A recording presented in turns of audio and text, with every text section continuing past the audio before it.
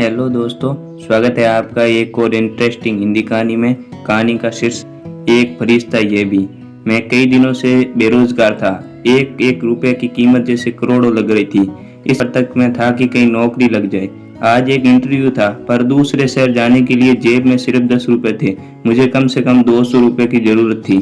अपने इकलौते इंटरव्यू वाले कपड़े रात में धोकर, पड़ोसी की प्रेस मांग के तैयार कर पहन, अपने योग्यता की मोटी फाइल बगल में दबाकर 2 बिस्कुट खा के निकला। लिफ्ट लेकर पैदल जैसे तैसे चिलचिलाती धूप में तरबतर, बस इस उम्मीद में स्टैंड पर पहुंचा था कि शायद कोई पहचान वाला मिल जाए जिससे सहायता लेकर इंटरव्यू के स्थान तक पहुंच सकूं। काफी देर खड़ा रहने के बाद भी कोई नहीं दिखा। मन में घबराहट और मायूसी थी। क्या करूंगा अब, कैसे पहुंचूंगा? पास के मंदिर पर जा पहुंचा। दर्शन कर सीढ़ियों पर बैठा था। मेरे पास में ही एक फकीर बैठा था। उसके कटोरों में मेरी जेब और बैंक अकाउंट से भी ज्यादा पैसे पड़े थे। मेरी नजर और हालात समझ के बोला, कुछ मदद चाहिए क्या? मैं बनावटी मुस्कुराहट के साथ बोला, आप क्या मदद करोगे? चाहो तो मेरे पूरे पैसे रख लो, वो मुस्कुराता बोला। मैं चौंक गया। उससे कैसे पता मेरी जरूरत? मैंने कहा, क्यों? शायद आपको जरूरत है, वो गंभीरता से बोला। हाँ तो पर तुम्हारा क्या? तुम तो दिन भर मांग के कमाते हो। मैंने उसका पक्ष रखते हुए कहा। वो हंसता हुआ बोला, मैं नहीं मांगता साहब, लोग डाल देते हैं मेरे कटोरे में पुण्य कमाने के लिए।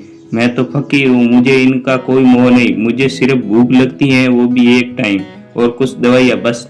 मैं तो खुद ये सारे पैसे मंदिर की पेटी में डाल देता हूँ। वो सहज था कहते कहते। मैंने हैरानी से पूछा, फिर कहा, यहाँ बैठते क्यों हो? जरूरतमंदों की मदद करने।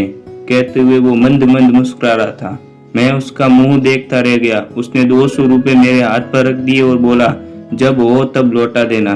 मैं उसका शुक्रिया जताता हुआ वहां से अपने गंतव्य तक पहुंचा। मेरा इंटरव्यू हुआ और सिलेक्शन भी। मैं खुशी खुशी वापस आया। सोचा उस फकीर को धन्यवाद दे दूं। मैं मंदिर पहुंचा। बाहर सीढ़ी पर भीड़ लगी थी। मैं घुस के अंदर पहुंचा। देखा वहीं फकीर मरा पड़ा था। मैं भौचक्का रह गया। मैंने दूसरों से पूछा, ये कैसे हुआ? पता चला वो किसी बीमारी से परेशान था, सिर्फ दवाइयां पर जिंदा था। आज उसके पास दवाइयां नहीं थी और उन्हें खरीदने के पीछे वह अवाक सा उस फकीर को देख रहा था। अपनी दवाइयों के पैसे वो मुझे दे गया। जिन पैसों से उसकी जिंदगी का दारोमदार था, उन पैसों से मेरी जिंदगी बना दी थी। भीड़ में से कोई बोला, अच्छा हुआ मर गया, ये भिखारी भी सालों बोझ होते हैं, कोई काम का नहीं। मेरी आंखें डबडबाई। वो भिखारी कहाँ था? वो मेरे लिए भगवान ही था, नेकी का फरिश्ता, मेरा भगवान। मित्रों, इनसे हमें ये कोई नहीं जानता कि भगवान कौन है और कहाँ है। किसने देखा है भगवान को? बस यूं ही इसी तरह मिल जाते हैं। Thanks for watching.